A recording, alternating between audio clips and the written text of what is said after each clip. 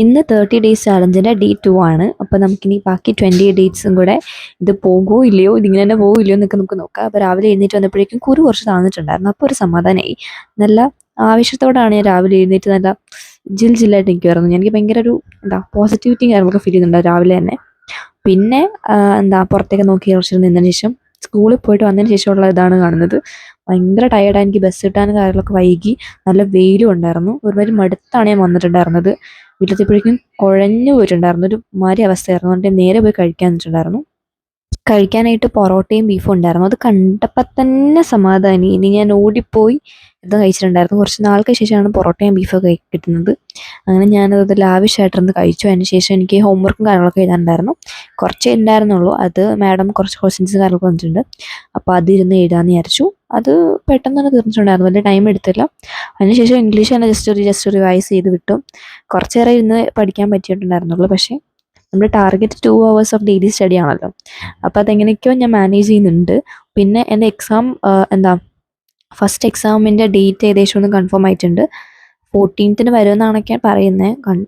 Properly confirmed ആയിട്ടൊന്നുമില്ല. ഞാനിങ്ങനെ കേട്ടെ സയൻസിലെ ആൾക്കാർ പറയുന്നത് കേട്ടിട്ടുള്ളതാണ്. 14th മിക്കവാറും എക്സാം എന്നൊക്കെയാണ് കേൾക്കുന്നത്. നമുക്കേതായാലും നോക്കാം അത് എപ്പോഴാണ് വരുന്നതെന്നൊക്കെ. ഏതായാലും എക്സാമിൻ്റെ പ്രാക്ടീസും കാര്യങ്ങളൊക്കെ എനിക്ക് നേരത്തെ തുടങ്ങണം. ഇപ്പോൾ എൻ്റെ ഹോംവർക്ക് കാര്യങ്ങളൊക്കെ പ്രോപ്പറായിട്ട് കംപ്ലീറ്റ് ചെയ്യുന്നതുകൊണ്ട് അതിൻ്റെ ടെൻഷനൊന്നുമില്ല. ജസ്റ്റ് സ്റ്റഡീസിൽ മാത്രം ഫോക്കസ് ചെയ്താൽ മതി.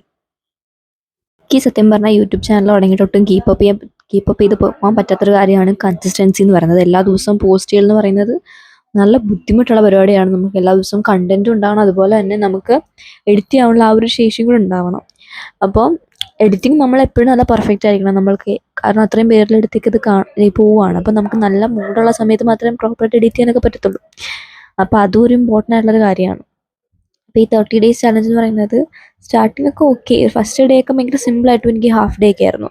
പക്ഷേ സെക്കൻഡ് ഡേ ഒക്കെ ആയപ്പോഴേക്കും അത്യാവശ്യം നല്ല ടയറിങ് ആയിട്ട് ഫീൽ ചെയ്യുന്നുണ്ടായിരുന്നു.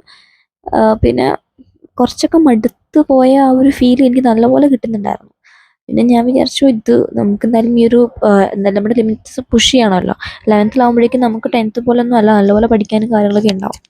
അപ്പോൾ അതിനനുസരിച്ച് നമ്മൾ ചെയ്യണം. പിന്നെ എനിക്കെന്താ ഈ സ്വീറ്റ് പൊറോട്ട ഞങ്ങളിവിടെ ഇങ്ങനെയാണ് പറയുന്നത്.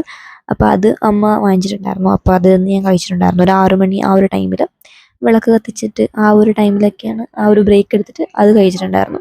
പിന്നെ നമ്മൾ പഠിക്കാനും കാര്യങ്ങളൊക്കെ കുറച്ച് ഉണ്ടായിരുന്നു. ഞാൻ ഇംഗ്ലീഷാണ് നോക്കിയിട്ടുണ്ടായിരുന്നത്. അത് ഇംഗ്ലീഷ് എന്തിനാണ് ഞാൻ ആ സമയത്ത് നോക്കിയെന്ന് എനിക്ക് അറിയാൻ പാടില്ല. ഇംഗ്ലീഷൊക്കെ വെറുതെ ഇംഗ്ലീഷ് സത്യം പറഞ്ഞാൽ എനിക്ക് ലൈക്ക് എക്സാമിൽ തലേന്നൊക്കെയാണ് ഞാൻ പഠിക്കുന്നത്. പ്രത്യേകിച്ച് പീരിയോഡിക് ടെസ്റ്റ്. ഞങ്ങളുടെ പീരിയോഡിക് ടെസ്റ്റ് 40 മാർക്കിൻ്റെയാണ് വരാനുള്ളത്.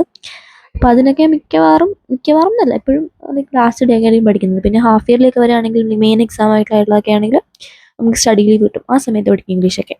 അതല്ലാണ്ട് ഇംഗ്ലീഷ് ഞാൻ പ്രാക്ടീസ് ചെയ്യാറില്ല. അത് അത്ര നല്ല ശീലമായിട്ട് എനിക്ക് പറയാൻ പറ്റില്ല. എനിക്ക് ഇംഗ്ലീഷ് ഓക്കെ ആയതുകൊണ്ടാണ് അങ്ങനെ ചെയ്യുന്നത്. ഈവൻ ബോർഡ് എക്സാമിന് പോലും നമുക്ക് ഗ്യാപ്പ് കിട്ടിയ 3 ദിവസം കൊണ്ടാണ് ഞാൻ ബോർഡ് എക്സാമിന് വേണ്ടിയിട്ട് പഠിച്ചിട്ടുണ്ടായിരുന്നത്. അതും എനിക്ക് 94 കിട്ടിയിട്ടുണ്ടായിരുന്നു ബോർഡ് എക്സാമിന് ഇംഗ്ലീഷിന്. അപ്പോൾ അതൊക്കെ നമുക്ക് ക്യാച്ചപ്പ് ചെയ്യാൻ പറ്റുന്നതായിരുന്നു. പക്ഷേ ഇപ്പോൾ നമുക്ക് അങ്ങനെ അല്ല. എനിക്ക് കുറച്ച് ടെൻഷൻ കൂടുതലാണ്. ഈ ഒരു വർഷം സ്റ്റാർട്ട് ചെയ്ത സമയം തൊട്ട് നമുക്ക് ഇതെല്ലാം അക്കാഡമിക്സ് കൊണ്ടുപോകാൻ പറ്റുമോ, എനിക്ക് ആർട്സും സ്പോർട്സും ഒക്കെ ഞാൻ ചെയ്തുകൊണ്ടിരുന്ന ഒരാളാണ്. അപ്പോൾ എനിക്ക് ഇനി അക്കാഡമിക്സിൽ കുറച്ചും കൂടെ ഫോക്കസ് വേണം എന്നുള്ളതുകൊണ്ട് തന്നെ അതൊക്കെ നിർത്തി വെച്ചേക്കാണ്. അപ്പോൾ അതിൽ മാത്രമല്ല ഇന്നത്തെ video. Thanks for watching. Bye bye.